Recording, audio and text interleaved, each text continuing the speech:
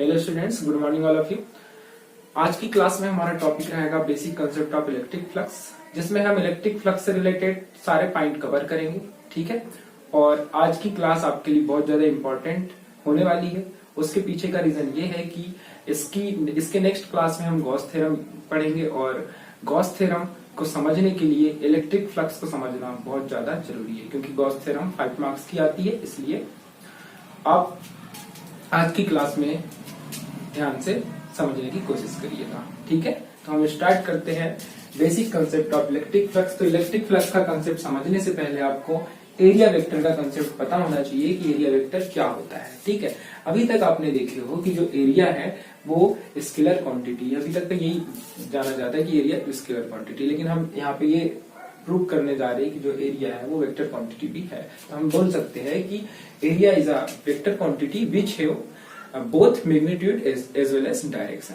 ठीक है, अब फॉर एग्जांपल यदि हमारे पास ये एक्स एक्सिस है, एक्स एक्सिस, ये वाई एक्सिस है और ये जेड एक्सिस है। ठीक है, इतनी बात समझ में है। यहां पर यदि कोई स्क्वायर रखा हुआ है, ये स्क्वायर रखा हुआ है, ठीक, स्क्वायर, इसकी साइड हमने मान लिए ए है और सारे पॉइंट को नाम दे दिए ए बी सी डी। ठीक है, इतनी बात समझ में है। यदि इस स्क्वायर के एरिया को निकालने की बात की जाए तो एरिया कैसे निकालेंगे? Area is equal to side का स्क्वायर होता है फार्मूला, तो क्या हो जाएगा? ए स्क्वायर हो जाएगा। ठीक है, साइड स्क्वायर ए स्क्वायर, या हम ऐसे लिखेंगे इसको ए इंटू ए, तो एरिया इज इक्वल टू हो जाएगा हमारे पास ए का स्क्वायर। ठीक है, लेकिन हम यहाँ पर एरिया वेक्टर की बात कर रहे हैं, तो एरिया वेक्टर को area vector is equal to हम इसको ऐसा लिख सकते हैं ए बी वेक्टर, जो ए बी के अलॉन्ग जो वेक्टर है। ठीक है, vector A B cross vector B C लिख सकते हैं ऐसा, vector A B cross vector B सी।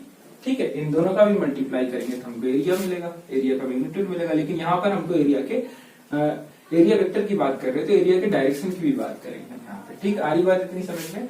तो area vector is equal to यहाँ पर हो जाएगा, जैसे हम एक से डिनोट करेंगे, मतलब जो एरिया वेक्टर है इसका सिंबल होगा, या तो हम वेक्टर ए से डिनोट करते हैं या वेक्टर एस से डिनोट करते हैं, दोनों में से किसी भी सिंबल का यूज कर सकते हैं। ठीक, आ रही बात समझ में?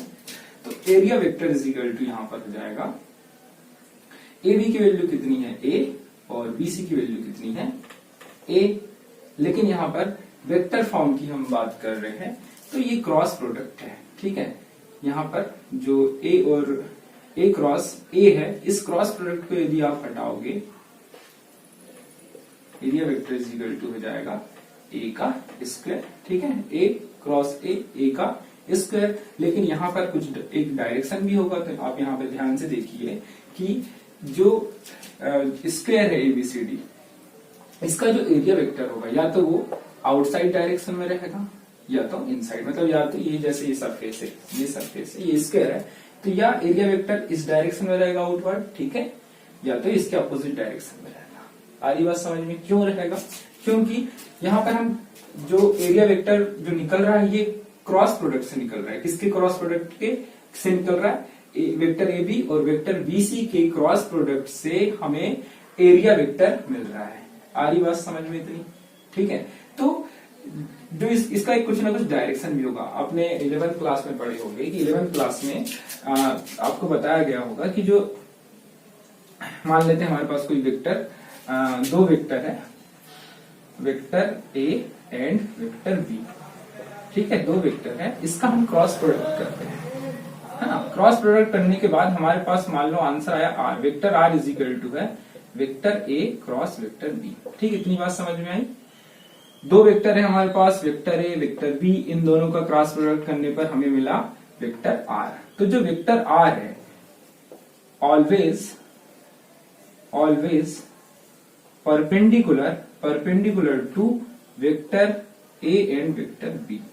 ठीक है, vector A and vector B दोनों के परपेंडिकुलर रहेगा, हमेशा परपेंडिकुलर होता है क्रॉस प्रोडक्ट में। ठीक है, क्रॉस प्रोडक्ट जब भी किया जाता है तो उसका जो मैग्नीट्यूड आता है, मतलब क्रॉस प्रोडक्ट करने के बाद जो हमारे पास वैल्यू आएगी, जो हमारे पास जो आंसर आ रहा है, जो नया वेक्टर हमको मिल रहा है, वो वेक्टर हमेशा इन दोनों वेक्टर के परपेंडिकुलर होता है, मतलब कि 90 का एंगल बनाता है। आ रही बात समझ में?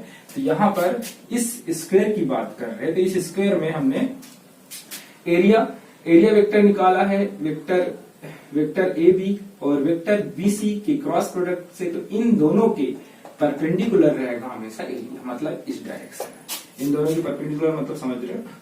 ठीक है, 90 का एंगल बनेगा इन दोनों के परपेंडिकुलर, या तो इस डायरेक्शन में रहेगा या तो इसके अपोजिट ऐसे इस डायरेक्शन में। ठीक है, तभी तो 90 का एंगल बनेगा। यहाँ पे आप देखिए, ये ए बी है, ये बी सी है, यहाँ पर यदि एरिया वेक्टर है तो ये इसके साथ 90 का एंगल बना रहा है। ठीक है, यहाँ पर 90 का एंगल बनेगा। इमेजिन कीजिए, यहाँ पर है, यहाँ पर 90 का एंगल बन रहा है। आ रही बात समझ में? ठीक है, तो ए बी और B C area vector A B और बी सी जो जिनका हमने क्रॉस प्रोडक्ट किए हैं, वेक्टर ए बी और वेक्टर बी सी का, इसके हमेशा जो एरिया वेक्टर आएगा वो हमेशा इन दोनों के परपेंडिकुलर रहेगा। ठीक, आ रही बात समझ में? और इसके डायरेक्शन की बात हमने की, डायरेक्शन क्या रहेगा? डायरेक्शन अभी मैंने बताया कि या तो इस डायरेक्शन में रहने वाला है या तो इसके अपोजिट डायरेक्शन में रहने वाला है। ठीक, तो एरिया वेक्टर अभी हमने मान ली इस डायरेक्शन में है। फॉर एग्जाम्पल हमने कंसिडर कर ली कि एरिया वेक्टर इस डायरेक्शन में है। ये कौन सा डायरेक्शन है? ये जेड एक्सिस का डायरेक्शन है, ये एक्स एक्सिस, ये वाई एक्सिस और ये क्या है? जेड एक्सिस का डायरेक्शन। आ रही बात समझ में? जेड एक्सिस का डायरेक्शन रहेगा।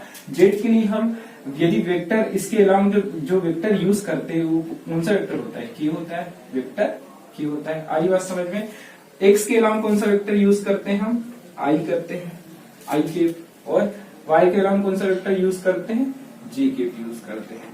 ठीक है, तो यहाँ पर हमारे पास जो रिजल्टेंट आया है एरिया वेक्टर आया, उसका डायरेक्शन कैसा है? जेड एक्सिस के अलावा है, और जेड एक्सिस के लिए हम कौन सा वेक्टर यूज करते हैं? के यूज करते हैं, तो यहाँ पर आ जाएगा के। आली बात समझ में? के। ठीक है, ये क्या बताएगा? डायरेक्शन बताएगा। ठीक है, ये तो मैग्नीट्यूड हो गया एरिया का, ए स्क्वायर, और के क्या बता रहा है? डायरेक्शन बता रहा है। और दूसरे तरीके से यदि हम एरिया वेक्टर इसके अपोजिट डायरेक्शन में ले, अभी इस डायरेक्शन में लिए थे, अब इस डायरेक्शन में ले इसके पीछे, तब हम इसे इस तरीके से लिखेंगे, ए का स्क्वायर माइनस। आई बात समझ में? क्योंकि जैसे ये जो यहाँ पर जो एक्स एक्सिस है, यहाँ पर सारे एक्स के जो पॉइंट है पॉजिटिव रहते, ग्राफ आपने पढ़े होंगे, और इस साइड वाले कैसे रहेंगे? निगेटिव रहते। वैसे वाई एक्सिस के ये ऊपर वाले पॉजिटिव रहते, नीचे वाले निगेटिव रहते। वैसे जेड एक्सिस के इस साइड वाले पॉजिटिव, तो उस साइड वाले निगेटिव रहेंगे। इसमें यहाँ पर हमने निगेटिव लिए। ठीक है, तो क्या समझ में आया कि एरिया क्या है? वेक्टर क्वांटिटी है, और वेक्टर क्वांटिटी होने के कारण एरिया के पास मैग्नीट्यूड भी है और साथ ही साथ डायरेक्शन भी है। ठीक है, इसे नोट करिए। तो ये कंसेप्ट यूज होगा इलेक्ट्रिक फ्लक्स में, इसलिए पढ़ाना बहुत ज्यादा जरूरी था। इसे नोट करिए, और आगे ये भी नोट कर लीजिएगा कि area is a vector quantity which have both magnitude as well as direction. ठीक है,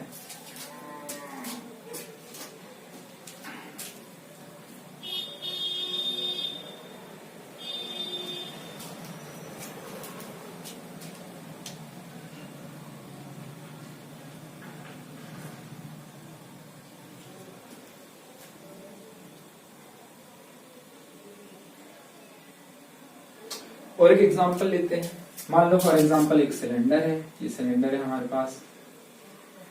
ठीक, नहीं सिलेंडर का एग्जांपल अभी नहीं लेते हैं, अभी हम 2D सरफेस की बात कर रहे हैं। ठीक है, अभी इसे नोट करिए, फिर आगे मैं एक्सप्लेन करूंगा।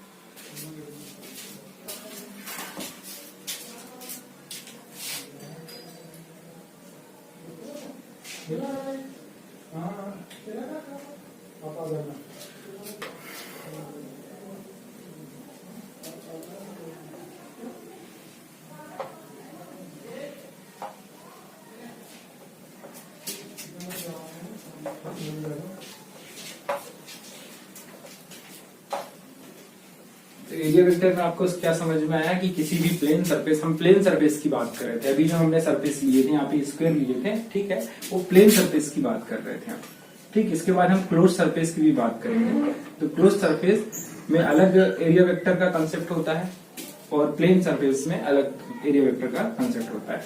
Plane surface means 2D surface, 2D surface, ठीक है। 2D सरफेस की बात कर रहे हैं जिसे हम क्या बोलेंगे, प्लेन सरफेस, प्लेन सरफेस। जैसे फॉर एग्जांपल ये सरफेस, व्हाइट बोर्ड का सरफेस प्लेन सरफेस है, ठीक है। यदि ये सॉलिड हो जाए, जैसे कोई स्फीयर हो जाए, कोई सिलेंडर हो जाए, कोई क्यूब हो जाए, क्यूबाइड हो जाए, तो ये किस में जाएंगे, क्लोज सरफेस में जाएंगे, ठीक है। अभी प्लेन सरफेस की बात करें, 2D सरफेस हम जिसको बोलेंगे, तो 2D सरफेस के लिए यदि हम एरिया वेक्टर निकालेंगे तो एरिया वेक्टर ऑलवेज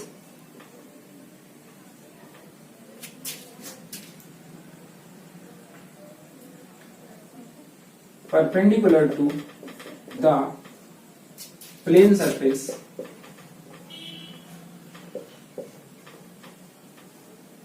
ठीक है। जो एरिया वेक्टर रहेगा वो हमेशा प्लेन सरफेस के परपेंडिकुलर रहेगा एंड हैव बोथ डायरेक्शन। और डायरेक्शन क्या रहेगा, इसके पास 2 डायरेक्शन रहेगा। जैसे मान लो फॉर एग्जांपल ये हमारे पास प्लेन सरफेस है,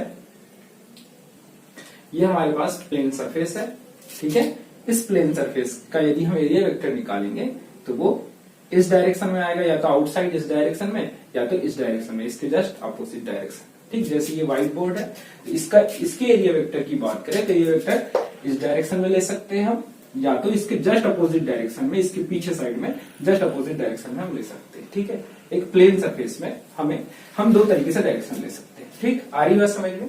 area vector always perpendicular to the plane surface and have both direction, ठीक, आउटवर्ड एंड इनवर्ड, ठीक है। दोनों डायरेक्शन रहेंगे, आउटवर्ड एंड इनवर्ड। तो ये कंसेप्ट आपको पता होना चाहिए,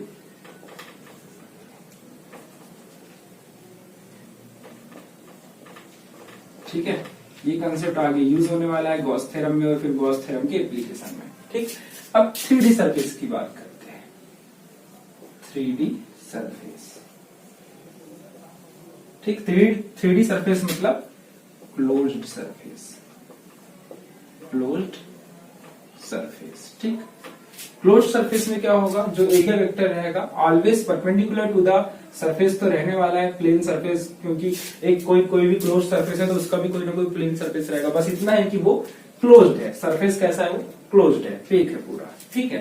तो यहां पर भी जो एरिया वेक्टर रहेगा always perpendicular to the closed surface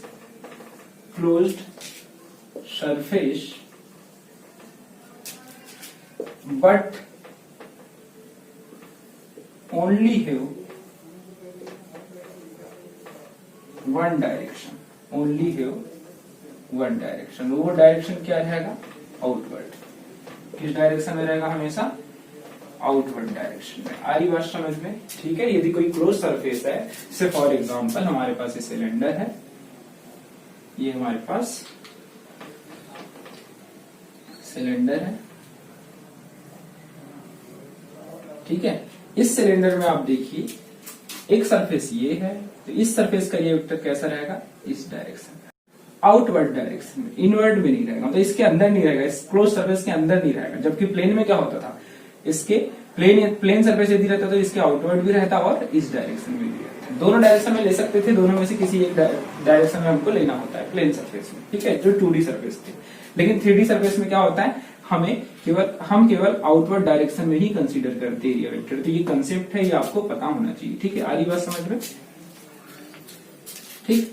ये बेसिक कंसेप्ट है। वैसे ये वाला जो सरफेस है, इसमें जो एरिया वेक्टर रहेगा ये हमेशा आउटवर्ड डायरेक्शन में ही रहने वाला है, इनवर्ड डायरेक्शन में नहीं रहेगा, तो इसके अंदर नहीं रहेगा। वैसे ये जो सरफेस है, ये वाले सरफेस की किसी भी पॉइंट में यदि हम एरिया वेक्टर निकालेंगे, मान लो इस पॉइंट में निकाल रहे एरिया वेक्टर, तो इसका भी डायरेक्शन हमेशा आउटवर्ड रहेगा, ठीक है। आरी बात समझ में, ठीक है। इसे नोट करिए, इसे नोट करिए। इसके बाद हम स्टार्ट करेंगे electric flux.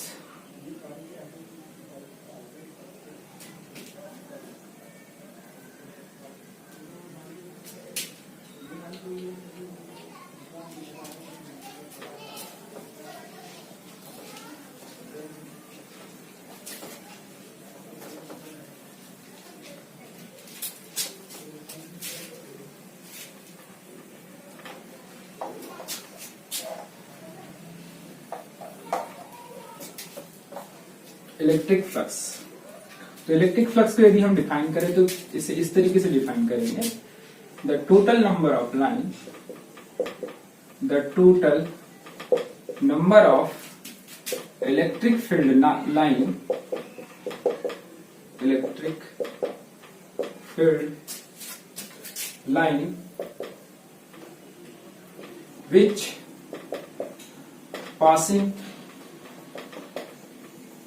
passing through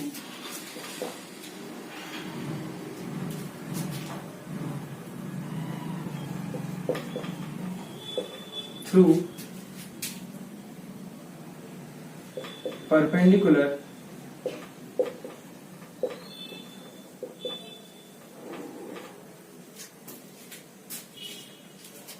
which passing perpendicular through any surface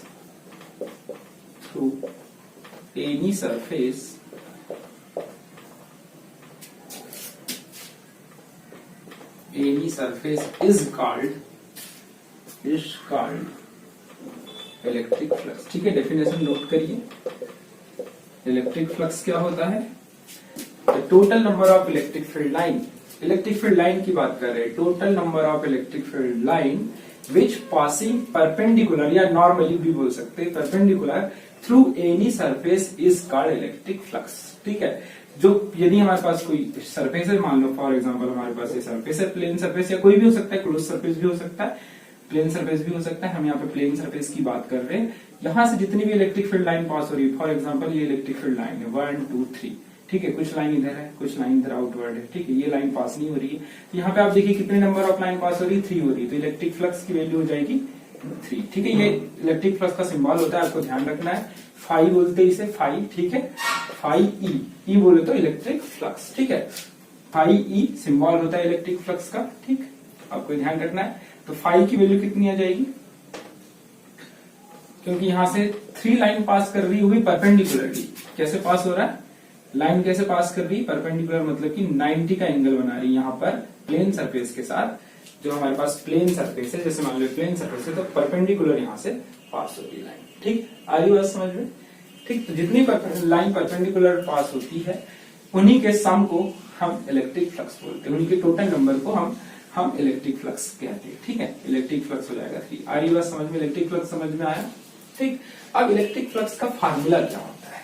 ठीक, इलेक्ट्रिक फ्लक्स का फार्मूला भी होता है, electric flux is equal to होता है phi E is equal to E A cos theta. ठीक है, E A cos theta formula होता है।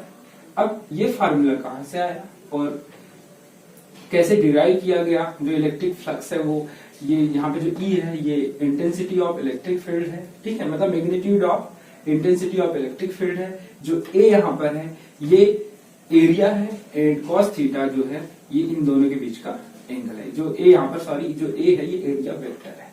आ रही बात समझ में? ठीक है, तो इस फार्मूले को हम समझेंगे कि ये फार्मूला आया कहां से है। ये होता है इलेक्ट्रिक फ्लक्स का फार्मूला। ठीक, इसे नोट करिए।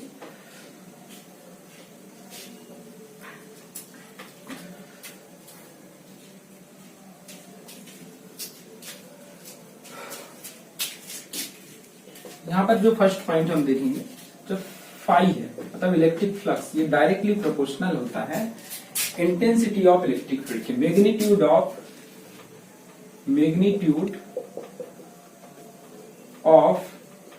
Intensity of electric field, intensity of electric field. ठीक है, आप पूरा लिख लीजिएगा। जो इलेक्ट्रिक फ्लक्स होता है डायरेक्टली प्रोपोर्शनल होता है magnitude of intensity of electric field की। कैसे होता है? जैसे फॉर एग्जांपल, इस एग्जांपल के थ्रू समझते हैं। मतलब हम इसको इस तरीके से लिख सकते हैं, phi electric flux directly proportional to intensity of electric field. ठीक है, आ रही बात समझ में इतनी? ठीक है, फॉर एग्जाम्पल हमारे पास एक सरफेस है, plane surface,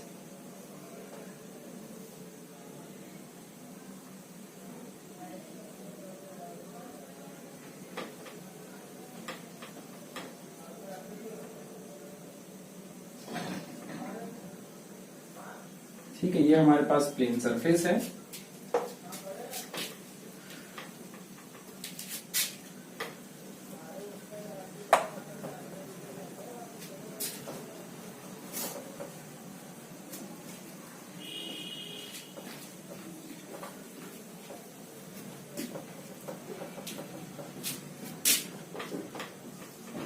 electric flux directly proportional to intensity of electric field. ठीक है,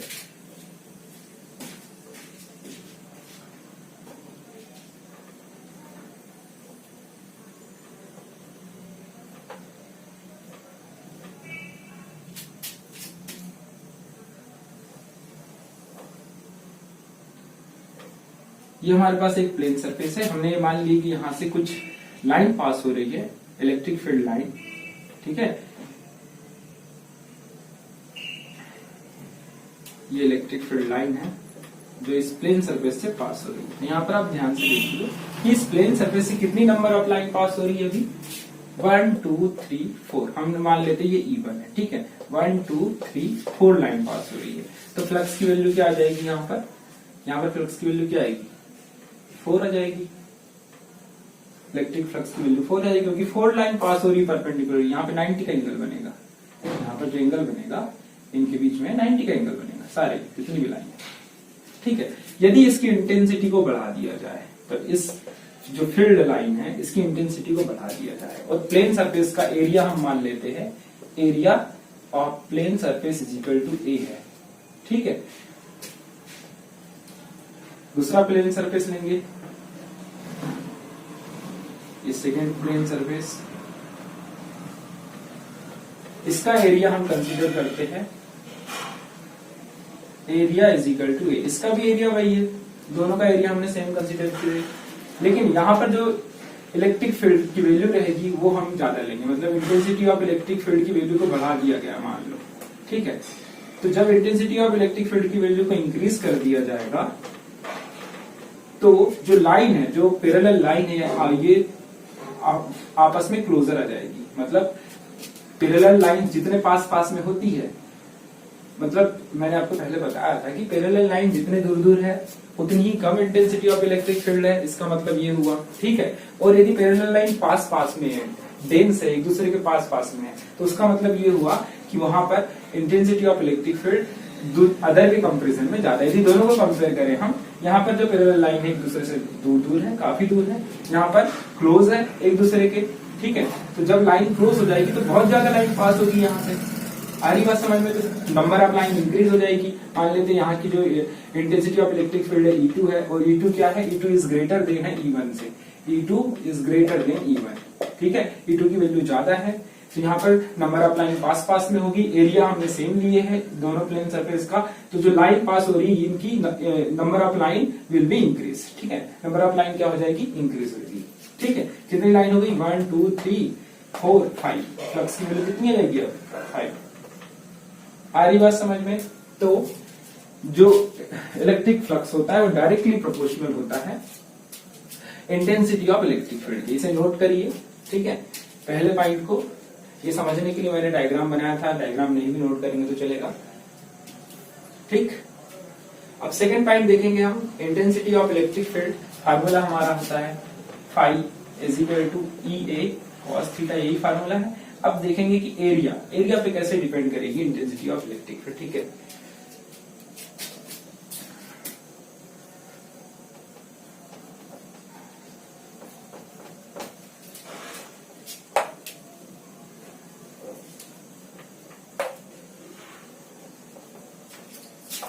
सेकेंड पॉइंट,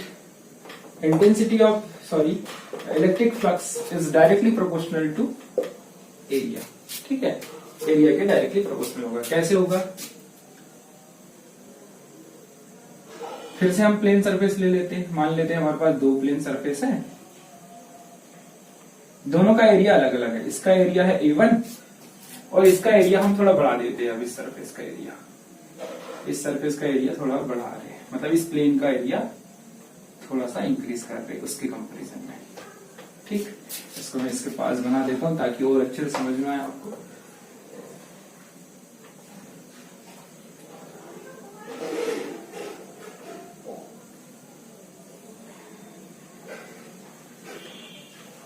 अब यहाँ पे देखकर ही आपको समझ में आ रहा होगा कि दोनों प्लेन का एरिया अलग अलग है। इसका मान लो एरिया A2 है और इसका एरिया मान लो A1 है। तो कंडीशन क्या रहेगी, A2 is greater then A1। ठीक है, area of second plane is greater than compare to area of first plane. ठीक है, आ रही बात समझ में इतनी। अब मान लेते हैं यहाँ पर इलेक्ट्रिक फील्ड लाइन है जो पास हो रही है, ये इलेक्ट्रिक फील्ड लाइन है, यहाँ से परपेंडिकुलर पास हो रही है। ध्यान से देखिए,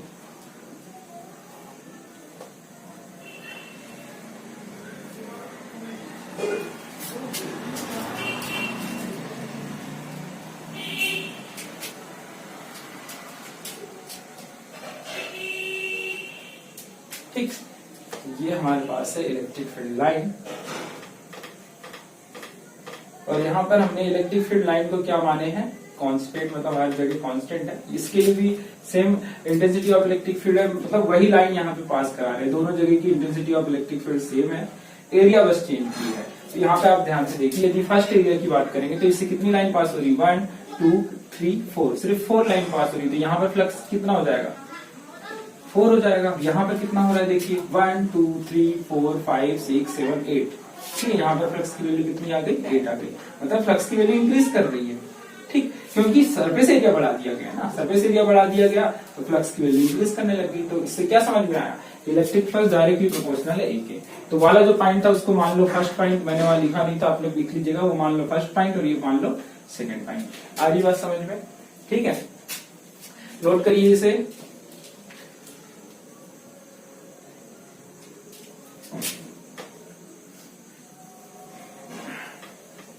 अब थर्ड पॉइंट ये देखेंगे हम, जो एंगल है कॉस थीटा उस पे कैसे डिपेंड करता है, कॉस थीटा पर इलेक्ट्रिक फ्लक्स की वैल्यू कैसे डिपेंड करती है। क्योंकि हमारे पास जो फार्मूला है, फार्मूला हमारे पास है phi is equal to E A cos theta. Cos theta भी आ रहा है यहाँ पे, तो कॉस थीटा पे कैसे डिपेंड करेगी, और ये देखेंगे हम, ठीक है। Third point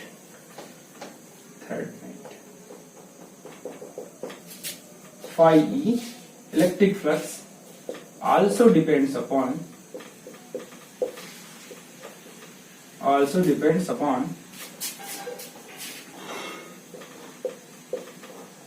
theta। और थीटा क्या है, here theta is angle between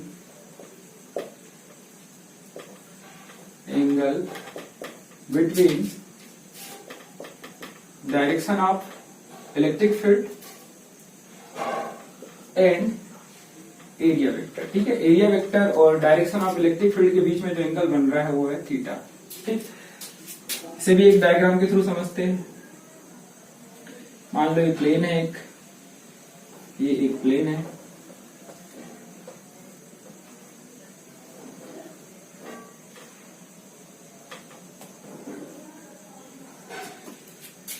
मान लेते हैं ये इलेक्ट्रिक फील्ड ऑफ लाइन है जो इस ऐसे पास हो रही है यहाँ से, ठीक है। ये परपेंडिकुलर पास नहीं हो रही है अभी फिलहाल। परपेंडिकुलर कैसे पास होगी, ऐसे पास होगी परपेंडिकुलर, ठीक है। ये इस टाइप से पास हो रही है, ठीक है। इस प्लेन का एरिया वेक्टर की बात करें, यदि हम इस प्लेन सरफेस की यदि हम एरिया वेक्टर की बात करें तो या तो इस डायरेक्शन में ले सकते हो आप, या तो इस डायरेक्शन में, किसी एक डायरेक्शन में कंसिडर करते हैं। मान लेते हैं यहाँ पर छोटा सा एरिया है, ठीक है। इसका एरिया वेक्टर इस डायरेक्शन में ए है, या पूरे एरिया की बात कर लो, अभी पूरा एरिया ही ले लेते हैं, ठीक है। इसका एरिया वेक्टर इस डायरेक्शन में, यहां पर एंगल बन रहा है थीटा, ठीक। चलो इसको यहां ना लिखे,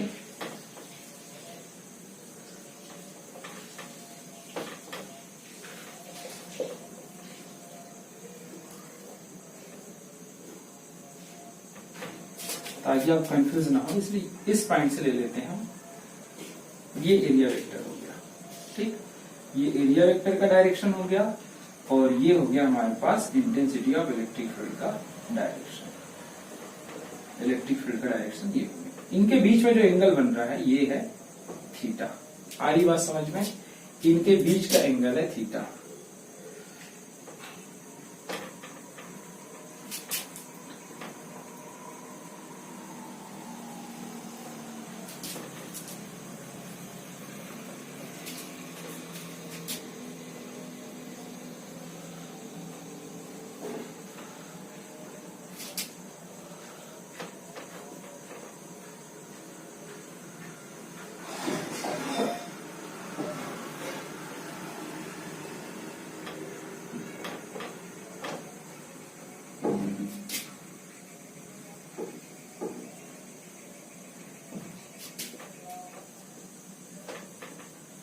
ठीक है, ये इलेक्ट्रिक फील्ड का डायरेक्शन, ये एरिया वेक्टर का डायरेक्शन, ठीक है, इनके बीच का जो एंगल बन रहा है थीटा बन रहा है।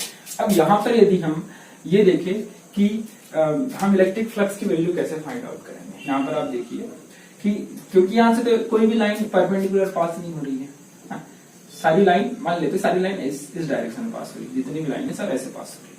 अब इसका हमको इलेक्ट्रिक फ्लक्स निकालना है और कुछ एंगल बन रहा है यहाँ पे। उसके पहले क्या था, उसके पहले वाले प्लेन मतलब इसके पहले जो हमने पढ़े उसमें हमने ये देखे थे कि इलेक्ट्रिक फ्लक्स परपेंडिकुलर पास हो रही थी, यहाँ से ऐसी जा रही थी, ये 90 का एंगल बन रहा था यहाँ पर, ठीक है, 90 का एंगल बनाती हुई जा रही थी। और जो ये इलेक्ट्रिक फील्ड का डायरेक्शन था तो एरिया वेक्टर का भी डायरेक्शन इसी में था, मतलब दोनों सेम डायरेक्शन में थे ना। पिछले वाला जो मैंने बताया, इसके पहले जो हमने एग्जांपल लिए थे उसमें हमने क्या लिखे थे कि जो एरिया वेक्टर है,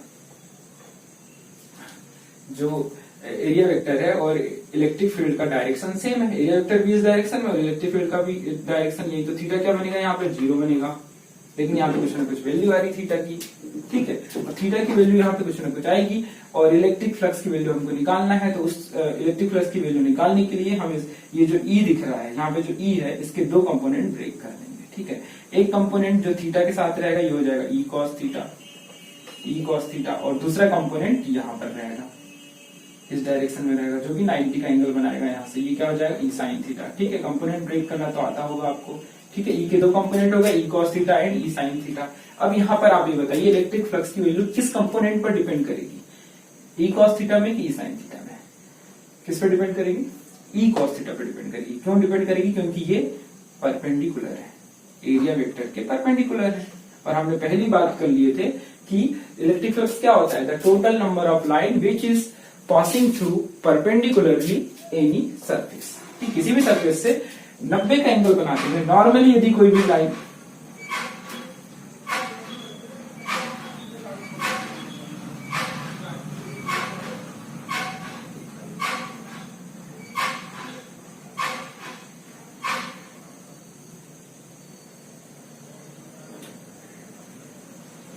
किसी भी सरफेस से यदि नॉर्मली कोई भी लाइन पास हो रही है, इलेक्ट्रिक फील्ड लाइन, ठीक है, तो जितनी भी नंबर ऑफ लाइन नॉर्मली पास होती है किसी भी प्लेन सरफेस से, उसी के सम को हम बोलते हैं इलेक्ट्रिक फ्लक्स। तो यहाँ पर कोई तो लाइन पास हो नहीं रही है, लेकिन ये जो कंपोनेंट है ये परपेंडिकुलर है सरफेस के, ठीक है, प्लेन सरफेस के परपेंडिकुलर है ना ये कंपोनेंट ई कॉस थीटा।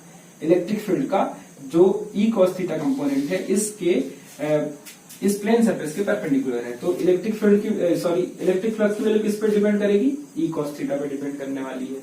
आ रही बात समझ में। तो फ्लक्स की वैल्यू हो जाएगी यहाँ पर फ्लक्स इज इक्वल टू, हम लिखेंगे ई का ये वाला कंपोनेंट ई कॉस थीटा, ठीक है। ई फार्मूला क्या था फ्लक्स का, फ्लक्स इज इक्वल टू होता है ई कॉस थीटा, यही फार्मूला था, ठीक है, यही फार्मूला मैंने आपको बताया था। और फ्लक्स इज इक्वल टू, यदि हम cos थीटा को हटाए तो इसको इस तरीके से लिखेंगे ई डॉट वेक्टर ऐसे लिखेंगे ना, cos थीटा को जब हटाएंगे तो डॉट प्रोडक्ट होगा, ठीक है। आ रही बात समझ में, ये डॉट प्रोडक्ट है, यहाँ पे डॉट लगेगा, ठीक। अब यदि हमको फ्लक्स की वैल्यू निकालना है इस कंडीशन में, इस कंडीशन की बात हो रही है, तो यहाँ पर जो वेक्टर ई है इसकी जगह हम इस वेक्टर ई की जगह ई कॉस थीटा का यूज करेंगे, क्योंकि इस पर डिपेंड कर रहा है ना, अब electric flux E cos theta पर डिपेंड कर रहा है, तो इसकी जगह क्या आ जाएगा ई कॉस थीटा, और ए की जगह तो ए ही रहेगा। तो हमारे पास क्या फार्मूला बन जाएगा, phi E is equal to E A cos theta.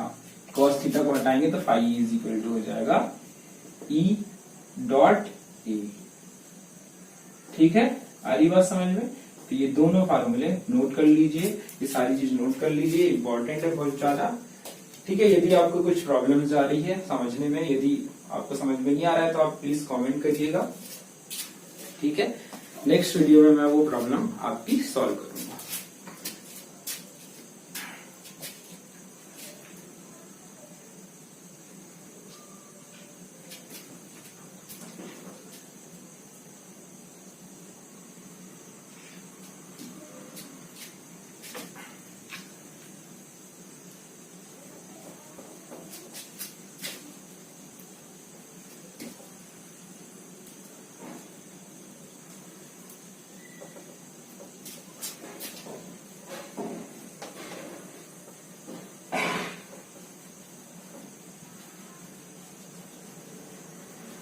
ठीक है।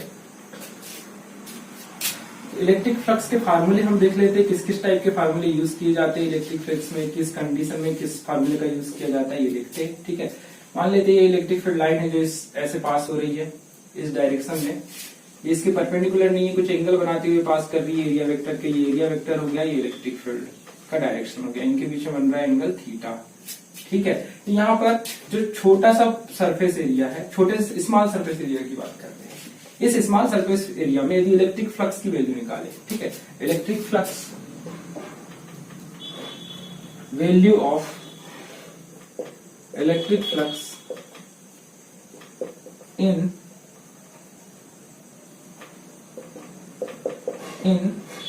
स्मॉल रीजन, स्मॉल रीजन की बात कर रहे हैं, ठीक है, छोटा सा रीजन है, उस रीजन में यदि हम फाई की वैल्यू निकाले, ये रीजन हमने अभी लिए है, ठीक है, इस रीजन में यदि इसको हम डी फाई लिखेंगे, अब ध्यान रखिएगा इसको डी फाई लिखा जाता है या डेल्टा फाई भी लिख सकते हैं, डेल्टा फाई जो तुमको अच्छा लगे। ठीक है, D phi is equal to हो जाएगा ई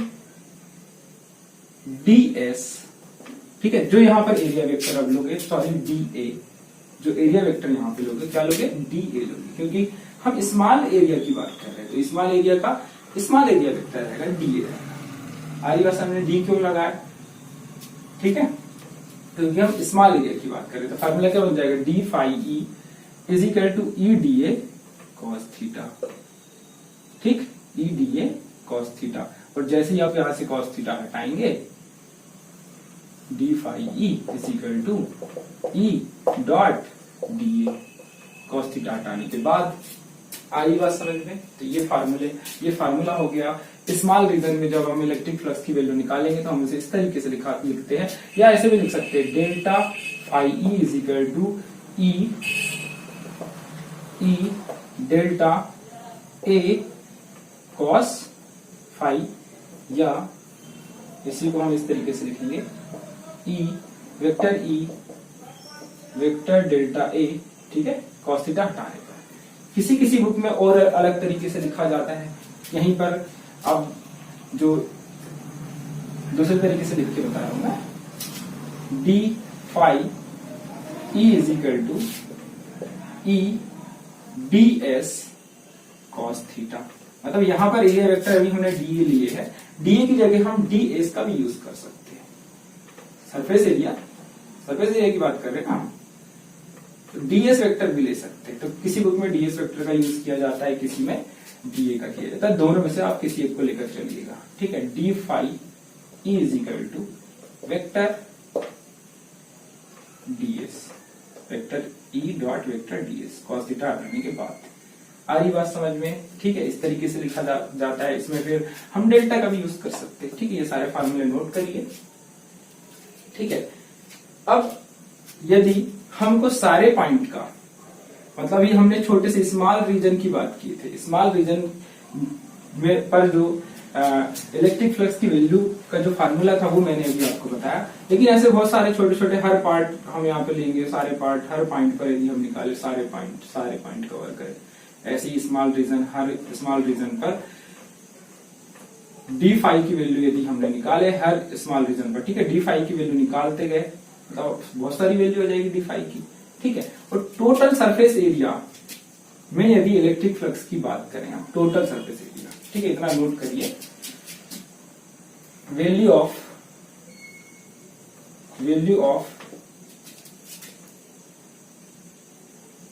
phi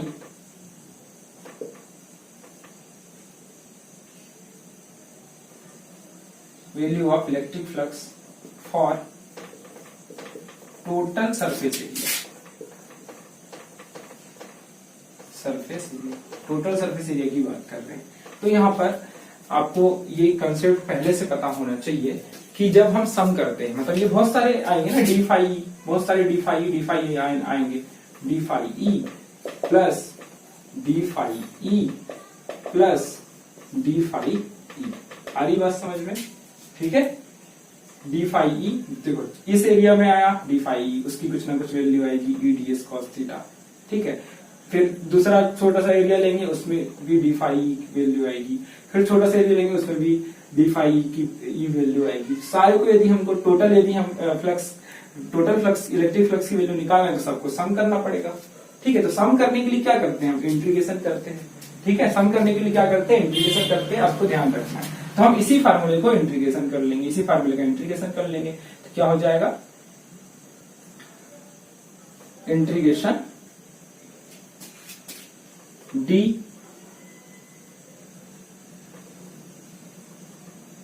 phi E is equal to integration of D phi E is equal to integration of E D S cos theta.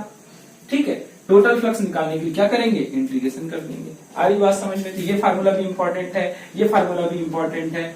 ठीक है, अब डीएस पर और डीए पर कंफ्यूज होने की जरूरत नहीं है, कोई भी एक लेकर कोई भी एक या तो डीए या तो डीएस, दोनों में से किसी भी एक का आपको यूज करना है। ठीक, आ रही बात समझ में? तो टोटल सरफेस एरिया में जो इलेक्ट्रिक फ्लक्स है उसकी वैल्यू यदि हम निकाले नेट इलेक्ट्रिक फ्लक्स की वैल्यू, तो हम इंटीग्रेशन कर देते हैं। ठीक, आ रही बात समझ में? हाँ, तो ये जो था फार्मूला ये प्लेन सरफेस के लिए था। और एक बात है यहाँ पे, ये फार्मूला किसके लिए था, 2D सरफेस के लिए था। किसके लिए, 2D सरफेस या प्लेन सरफेस, ये आपको ध्यान रखना है। प्लेन सरफेस के लिए हम ये वाला फार्मूला यूज करेंगे। ठीक है, प्लेन सरफेस के लिए हम नॉर्मल इंटीग्रेशन करते हैं। ठीक है, और जब यदि कोई क्लोज सरफेस हो, ये प्लेन सरफेस था, यदि कोई क्लोज सरफेस होता, इसे मैं रफ कर रहा हूं, पहले नोट करिए जल्दी।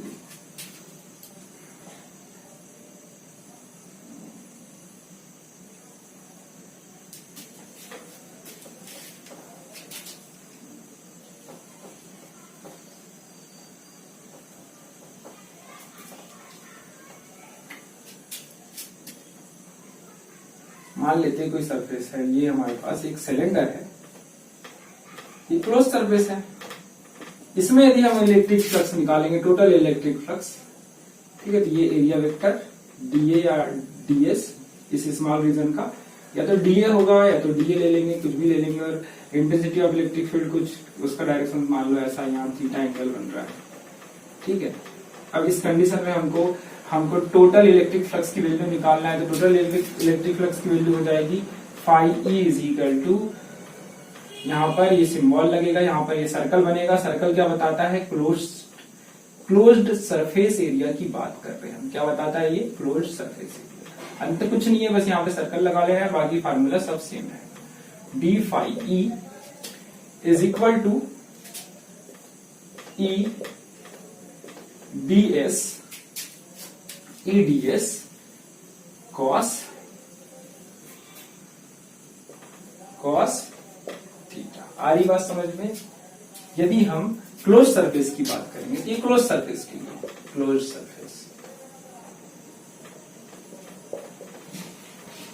के लिए हम सर्कल लगा देते हैं, इंटीग्रेशन में सर्कल। ठीक है, फॉर 3D सरफेस, ये किसके लिए है, 3D सरफेस के लिए है, या क्लोज सरफेस के लिए हम इस तरीके से इस फार्मूले का यूज करेंगे आगे। ठीक है, आ रही बात समझ में? ठीक, चलो इसे नोट करिए। इसके बाद एक लास्ट पॉइंट, और फिर नेक्स्ट वीडियो में हम गॉस थ्योरम स्टार्ट करेंगे, जिसमें सारे फार्मूले यही जो मैंने बताया, यही कंसेप्ट यूज होने वाला है। ये फार्मूला बहुत अच्छे से आप रट लीजिए, याद कर लीजिए।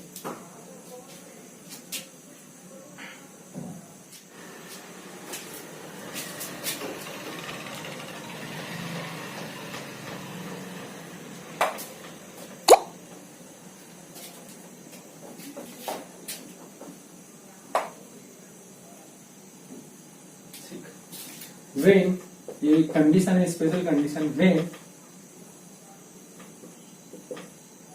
Intensity of electric field will be constant, यदि इंटेंसिटी ऑफ इलेक्ट्रिक फील्ड की वैल्यू कांस्टेंट हो, कांस्टेंट मतलब कि हर जगह सेम यूनिफॉर्म इलेक्ट्रिक फील्ड, उस टाइम पर यदि हमको टोटल फ्लक्स की वैल्यू निकालना है, तो total flux is equal to हो जाएगा इंटीग्रेशन ऑफ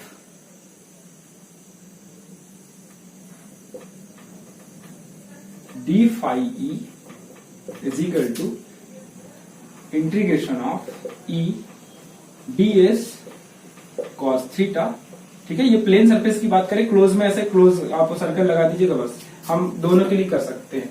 ठीक है, ई की वैल्यू यदि दोनों में, प्लेन में भी और क्लोज सरफेस है उसमें यदि ई की वैल्यू कांस्टेंट हो तो हम इस टाइप से उसको सॉल्व करेंगे। तो ई को क्या कर देंगे, बाहर कर देंगे, क्योंकि ई क्या है, कांस्टेंट है, ई बाहर हो जाएगा और हमारे पास फार्मूला आ जाएगा ds cos थीटा। आ रही बात समझ में। और यदि हम प्लेन की बात करेंगे, ये 2D सरफेस के लिए हो गया, 3D के लिए बस यहाँ पर सर्कल लगा दीजिएगा बस। ठीक है, तो इतनी बातें आपको ध्यान में रखना है, नोट करिए इसे।